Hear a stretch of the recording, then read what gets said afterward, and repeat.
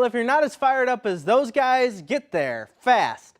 Welcome into 5 on Your Sideline. I'm Corey Miller, and tonight's loaded show starts the only way it can, with trips to the Missouri High School Basketball Final Four on the line. Let's kick it off with a great one right off the bat. Westminster versus Ladue for a trip to the Class 5 semis. Would this be Kobe Williams' last high school game? If it was going to be, the Westminster star was going to go out swinging. Ladue swung right back. Samuel Gollner for three from the corner. Fast forward, a minute left. Asher Emanuel is going to hit the three to bring Westminster within 2 points. Ladue's going to hit some free throws. Westminster comes back down very fast. James Alpert, he hits a three to make it a 1-point game. 24 seconds left. They foul again. Ladue misses the free throws. Westminster has a chance to win at the buzzer.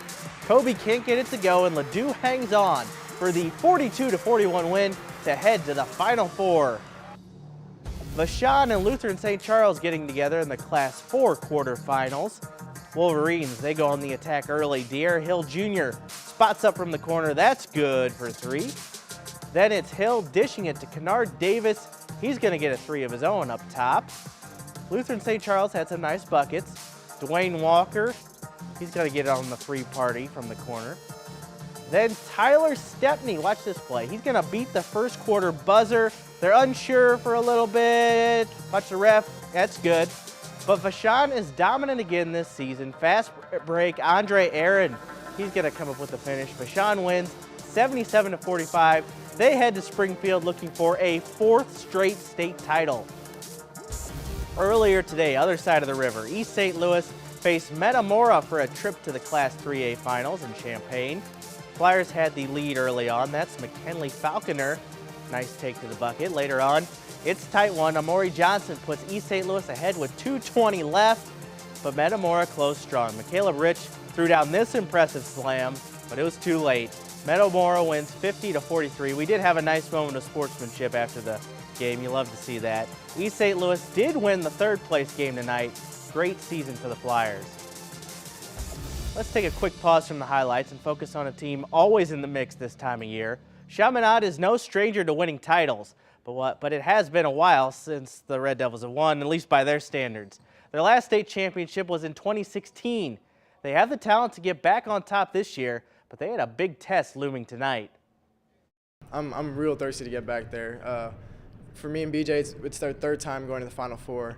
And I don't want to just get to the Final Four. I want to go to state, win the championship game, and so I'm real hungry to get there. It would be nice to win another one, but at the end of the day, you can't get too far ahead of yourself. We got a really good Troy team in front of us that we got to focus on. If we don't, they're very capable of beating us, so we have to be 100% locked in on them. Wise words from Coach Bennett. Chaminade knew how tough Troy was, and they were right. The Trojans were ready tonight. Tyler Moore kicks things off with that triple for Troy Buchanan.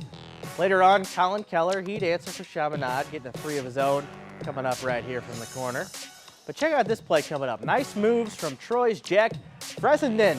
He breaks the pressure and eventually is going to end up in Charlie Nett's hands beyond the arc, and he bangs it home.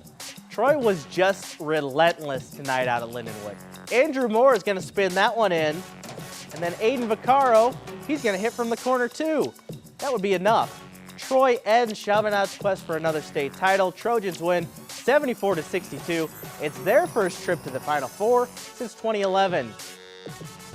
Check out this wild ending down in Springfield today. Luther North needs a three at the buzzer to tie it and go to overtime against Thayer, and Izzy Prude nails it. It's a big bucket. Crusaders win in overtime 61-60 to head to the state championship tomorrow in Class 3. Let's look at some other teams advancing tonight. Cardinal Ritter, they're back in the Final Four in Class 5. They could match up with Ladue in the title game. And it's Principia under Coach Jay Blossom who will play for the Class 2 title against Salisbury tomorrow. The Waterloo-Jabot Hawks could make history tomorrow as well. They play for the State 1A title at 11 a.m.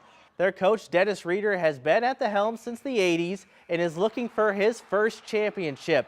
The Hawks are coming off a buzzer beater to get to state and a dominating semifinal performance yesterday. Now, they want to finish the job. Well, it'd be huge for our community and for our school, and yeah, the school has been the kids, the fans I've been there all year. It'd be Coach Reeder's first one, and that'd be cool for him. It'd be my first one, obviously. And it'd be just like everyone's dreamed of this, obviously, on the team, and we knew we had a chance, but just actually having it happen is crazy. On the Missouri side, the girls will be in action again tomorrow. On the Illinois side, they've already taken care of business. And it was an incredible performance from our Metro East teams when it came to bringing home the hardware. As Oakville wins the Class 1A title. The Metro East owned Redbird Arena in Normal last weekend. First, the Oakville girls captured the Class 1A title, the program's first in 23 years. This community has been phenomenal when it comes to basketball, and just to be able to put our name in that group is unbelievable. Then the 2A Mater Dei Knights won their first ever title. As for the first time in the history of the school, the Breeze Mater Dei girls claim a state championship. Anchored by a historic triple-double from sophomore Alyssa Kirkenmeyer.